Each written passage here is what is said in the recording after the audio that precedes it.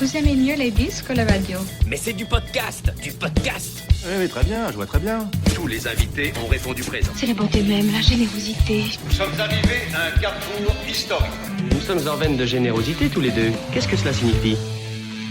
Le Podcaston, c'est le premier rassemblement caritatif des podcasts francophones propulsés par Altrui. Nous vous remercions de soutenir les associations qui seront mises en avant pendant cet événement.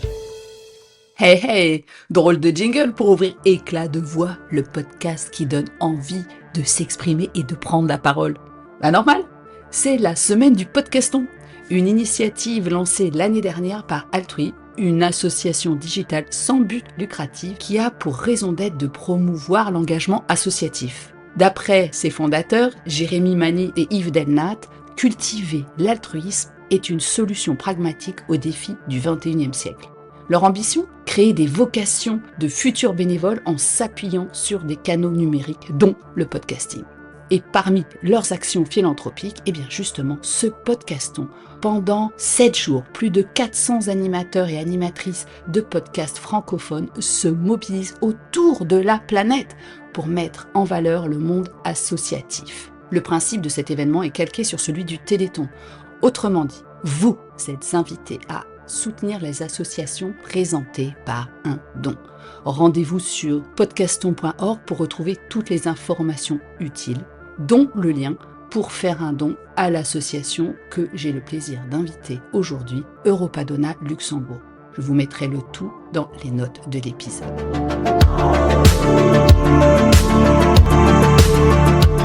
Il y a quelques mois de ça, mon amie Nadège Ravou m'a sollicité pour reprendre son flambeau et devenir sophrologue de contact pour Europadonna Luxembourg. La sophrologie, c'est une des techniques que j'emploie dans le cadre de mes accompagnements pour la prise de parole. Et après des années de journalisme pour des revues destinées justement aux soignants, après avoir enquêté dans les services, investigué dans les couloirs des hôpitaux, les maisons de soins, etc., j'ai découvert un univers où maladie, espoir, joie, effondrement se côtoient avec la proximité des sardines dans leur boîte. La vie en vrai, mais en condensé. Et ça m'a rendu très sensible à la fois à la souffrance et à la bienveillance, même si ce mot est souillé aujourd'hui parce qu'il est servi à n'importe quelle sauce. Alors dans cet épisode, je peux de nouveau lever le voile et mettre en avant des personnes extraordinaires, celles qui animent Europadonna Luxembourg. Une asso qui se déclare être la voix, ça tombe bien, des femmes et des hommes touchés par le cancer du sein. La parole, eh bien, je la laisse à Françoise Etogache, ancienne ministre de l'égalité des chances à Luxembourg, membre du conseil d'administration d'Europadonna Luxembourg, pour nous présenter leurs actions, notamment le tout dernier projet mis en place depuis décembre 2023, l'aide familiale pour parents atteints de cancer. Et, à la toute fin de l'entretien, une invitée surprise.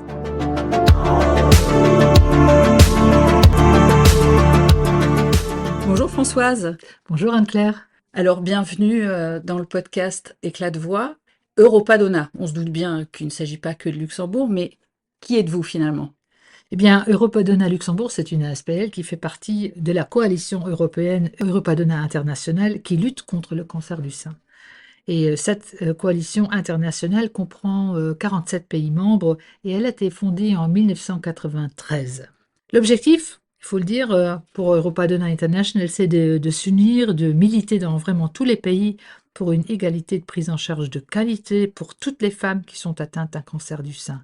Il s'agit vraiment de sensibiliser au cancer du sein, d'éduquer sur ce cancer et de le dépister vraiment le plus tôt possible.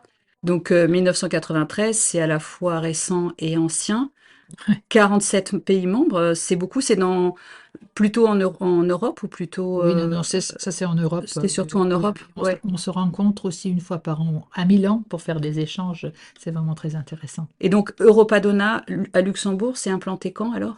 Europadonna Luxembourg a été créé en 2002, donc on a déjà fêté notre 10e anniversaire, notre 20e anniversaire.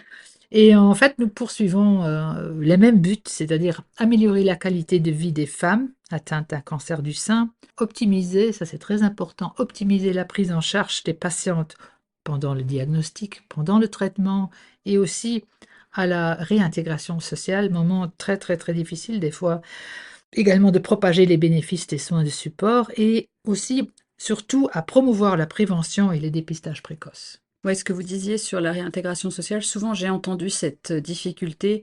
Tant qu'on est malade, finalement, on a une bonne étiquette, on est sur des rails, on sait qu'on est pris en charge régulièrement, on a les soins qui arrivent les uns après les autres, et puis d'un seul coup, on dit ça y est, c'est fini, et puis c'est le vide en fait. C'est ça, le train est arrivé dans la gare et puis on sort et surtout on n'est plus entouré. Oui, c'est ça.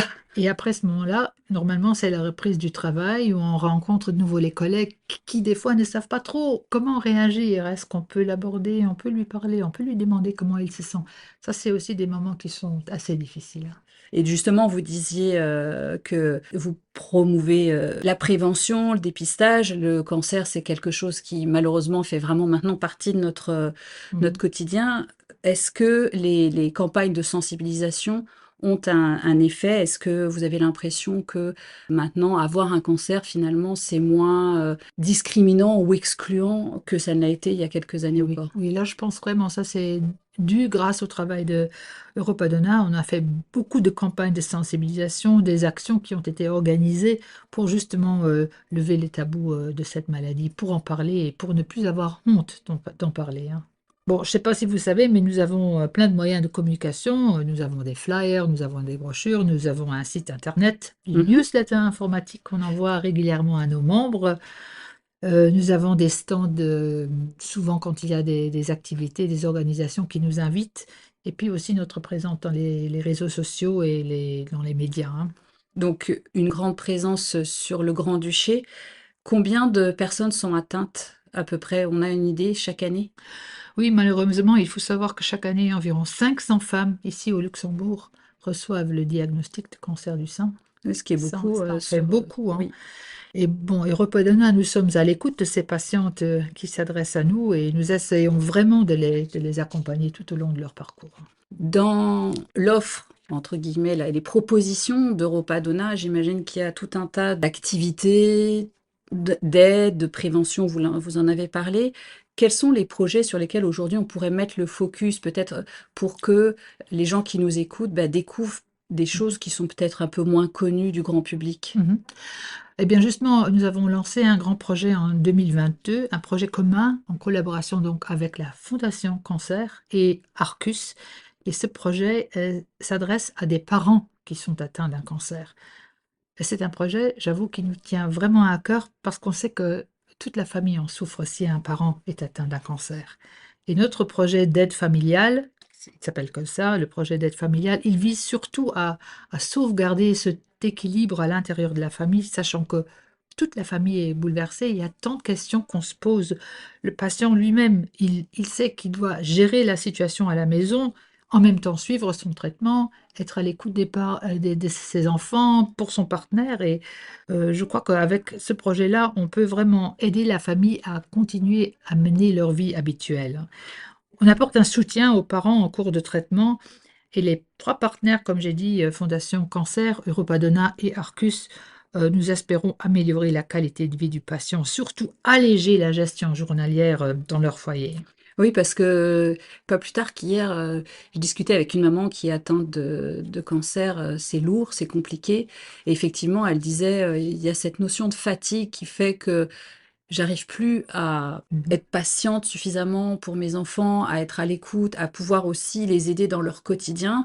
Le papa, il prend des congés pour pouvoir m'amener à l'hôpital. Donc finalement, la famille est épuisée parce que le papa, il aide d'un côté, mais il a plus de temps de repos pour lui. La maman, elle est très fatiguée par ses traitements qui sont quand même pas anodins. Les enfants, il y en a un qui aide la maman, mais du coup, ses devoirs ou son parcours scolaire est un peu chaotique.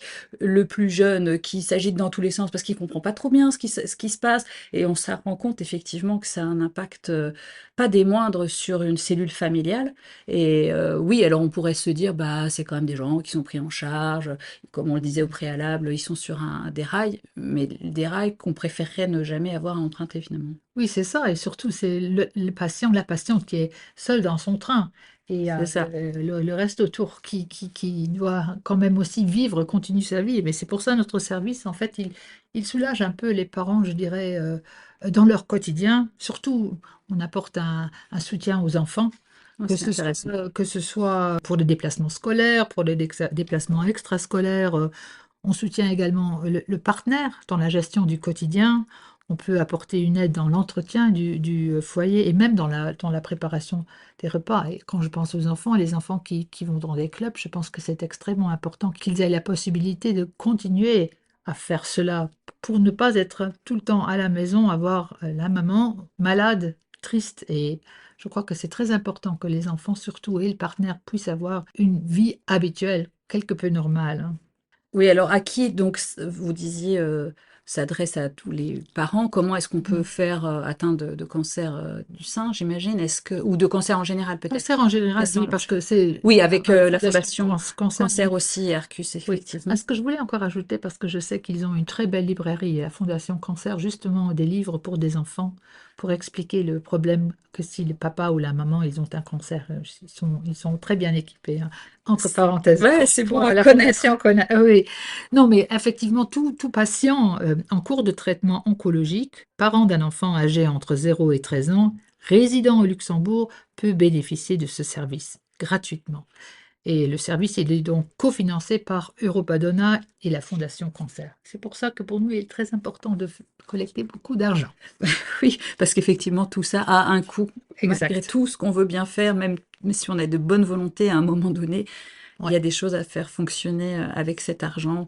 Quelles sont d'autres pistes que vous avez développées ou que vous mettez en place pour justement faire rentrer aussi cet argent Faire rentrer de l'argent également pour faire parler du Oui. Broschkrebs. C'est je dirais le Broschkrebslauf.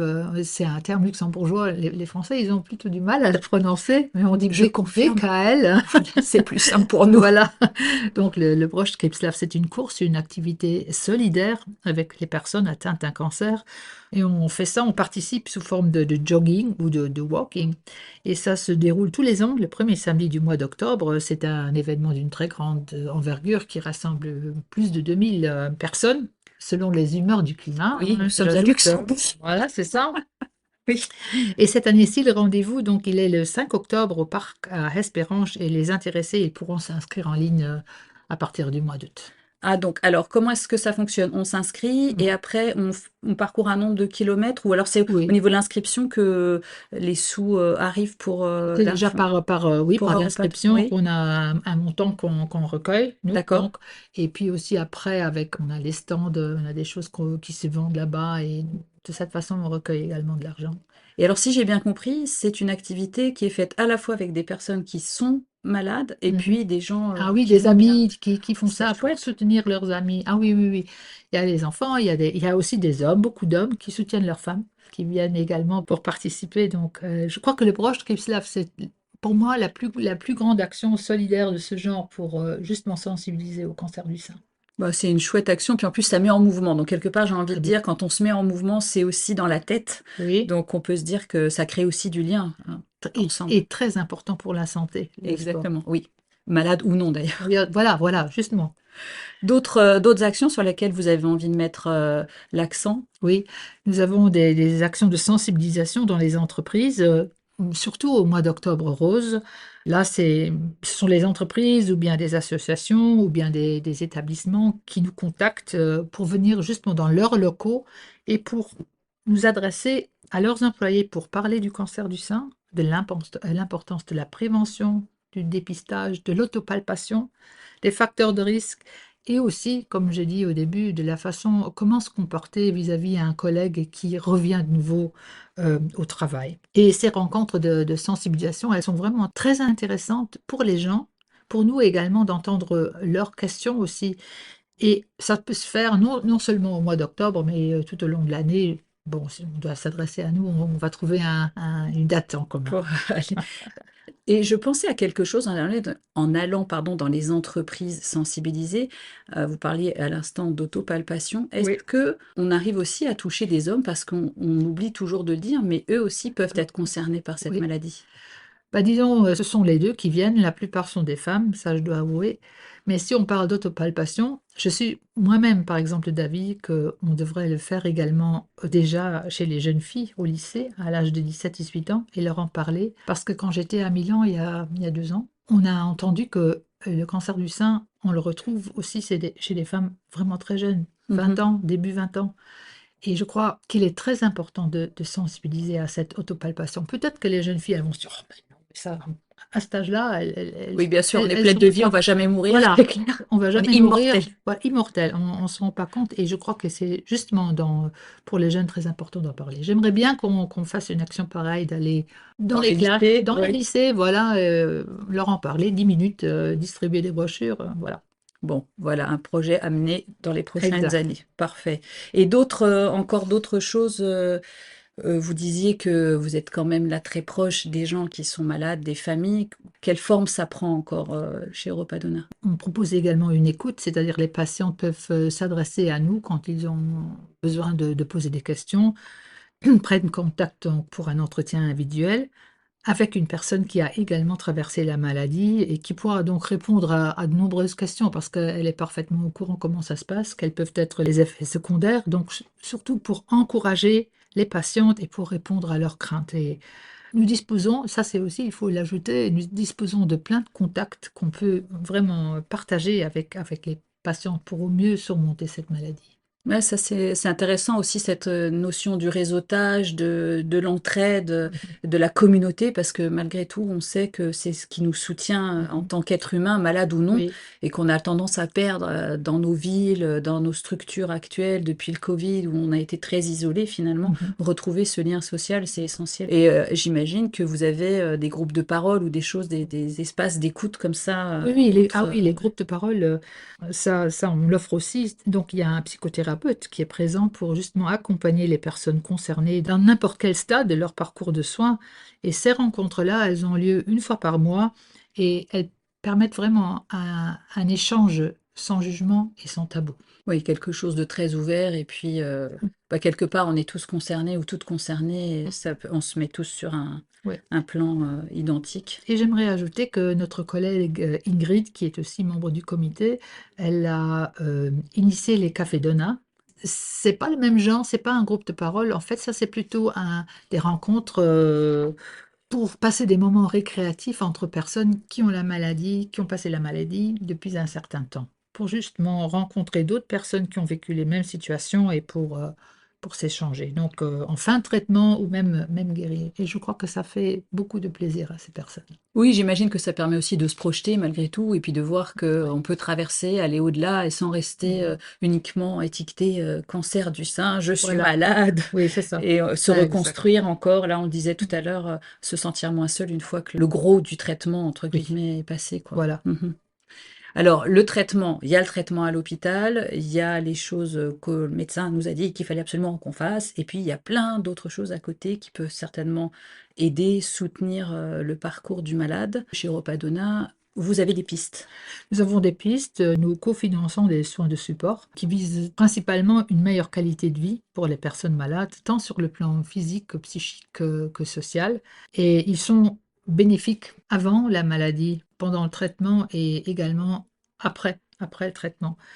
Et je dirais que ces soins, ils aident à mieux gérer la nouvelle situation, à mieux supporter surtout les effets secondaires, à améliorer la qualité de vie. Et toutes ces séances de support, elles peuvent avoir lieu en individuel ou en groupe. Et ça c'est bien, cette possibilité d'être à la fois tous ensemble parce que ça a un côté, ben, comme on le disait précédemment, de soutien, de dynamique collective qui va nous faire probablement émerger des questions ou des réflexions. Ah, mais toi, tu ressens ça, bah tiens, moi aussi, finalement, c'est pas si différent que moi, alors je ne suis pas anormal de ressentir des peurs, des angoisses, de la colère, etc. Ou enfin, d'autres choses, ou même peut-être aussi des joies à certains moments quand même, faut bien le dire, d'avoir dépassé ou passé un cap. Mais c'est bien aussi de pouvoir respecter l'espace individuel si au contraire on a besoin d'être plus cocooné, encadré et plus... Oui, c'est ça. En fait, ce sont les deux. Vous avez les individuels et les en groupe où il y a aussi des amitiés qui se créent, hein, il faut le Oui. dire, hein. Bon, nous avons des contacts avec des thérapeutes très expérimentés dans différents domaines. Si vous permettez, j'en cite quelques-uns. Avec Donc, c'est plaisir. l'acupuncture, la réflexologie plantaire, la sophrologie, les soins capillaires, le massage ayurvédique, le reiki, aromasoins, danse-thérapie, objectif rose. Là, je dois peut-être expliquer un peu. Ça, c'est en fait des photographies qu'on fait avec une photographe très expérimentée, très sensible, pour se reconnecter à son corps avant, après la chirurgie ou après une reconstruction. Donc, ça peut plaire Il n'y a pas tout le monde qui veut ça, mais il y a des gens qui ont beaucoup apprécié. Puis il y a les Qigong, l'art-thérapie, la musicothérapie, les conseils nutritionnels, et puis le yoga et la méditation. Vous voyez, il y a toute une panoplie de soins de support que nous proposons. Et ce qu'il faut savoir pour les membres de Europadonna qui ont un cancer du sein, les séances sont prises en charge à raison de 50% par Europadonna, jusqu'à un maximum de 300 € par an, renouvelables chaque année et tous cumulables. Voilà, tout plein de belles propositions. Oui. Et je trouve que c'est franchement important dans ces moments d'avoir aussi d'autres approches que la médecine traditionnelle qui, elle, fait son œuvre, son travail évidemment, mais que là, ça va compléter effectivement, vous disiez tout à l'heure, de mieux supporter les effets secondaires, simplement de parler autrement, de vivre, de ressentir son corps et les effets de cette maladie et des traitements avec peut-être un regard différent. Comment je chemine sur ce parcours chaotique. Découvrir des thérapies qui peuvent vous faire vraiment du bien, Oui. pour vous permettre je sais pas, à ne plus avoir ces peurs, ces craintes, et en faisant passer ces idées noires dans la tête, je crois que tout ça, c'est très important.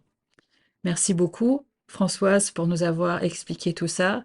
Et puis, bonne continuation dans Europadonna et bravo pour votre engagement. Oui, merci beaucoup Anne-Claire.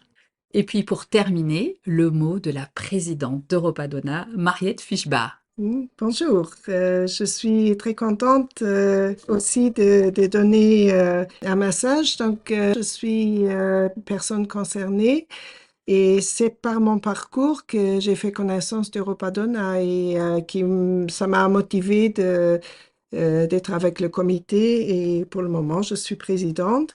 Europadonna aimerait dire à toutes les concernées et tous les concernés de ne pas rester seuls.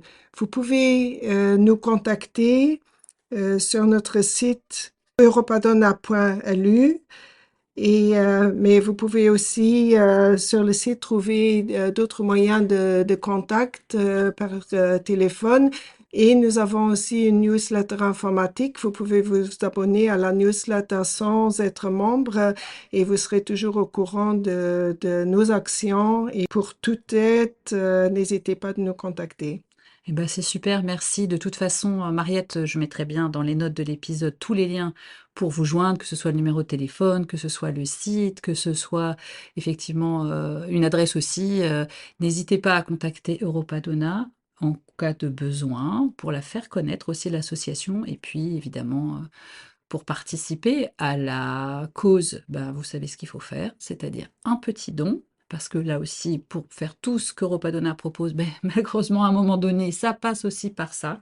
Donc n'hésitez pas aussi, si vous êtes intéressé en tant que personne qui aurait envie de s'impliquer. J'imagine qu'Europadonna a toujours, Mariette, besoin de volontaires, de personnes qui sont bénévoles, qui vont aider. Donc là aussi, c'est intéressant si vous vous manifestez aussi sans être malade, mais avec l'envie de soutenir. Merci beaucoup. Merci Mariette. Voilà, cet épisode spécial Podcaston touche à sa fin. Je suis certaine que vous l'avez apprécié et je vous encourage vraiment à le faire circuler autour de vous.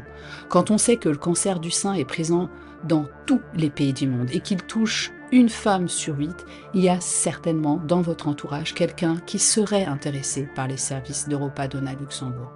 C'est l'occasion de les faire connaître. Rendez-vous sur podcaston.org pour découvrir des centaines d'autres associations à travers d'autres excellents podcasts.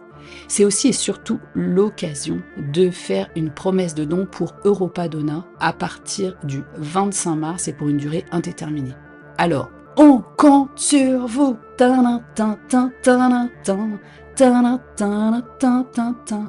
Oui, j'emprunte et je détourne, mais à très bon escient, reconnaissez-le quand même. Alors, podcaston.org, tous les liens en note si vous n'avez pas eu le temps de les noter. Merci pour votre fidélité à ce podcast. Bien sûr, j'aurais voulu faire profiter de cette occasion des milliers d'associations. Cette année, j'en ai choisi 2 parce que c'est la 2e édition du Podcaston. Bon, c'est un prétexte et je ne suis pas certaine que je relèverai le défi tous les ans. En tout cas, 2 qui aident celles et ceux qui souffrent, ont besoin d'une présence, d'un soutien, de réconfort, de remettre de la joie dans leur parcours de vie ébranlé par la maladie, mais pas uniquement. Je vous retrouve jeudi pour de nouveaux éclats de voix altruistes avec cette fois-ci Lilo Clown.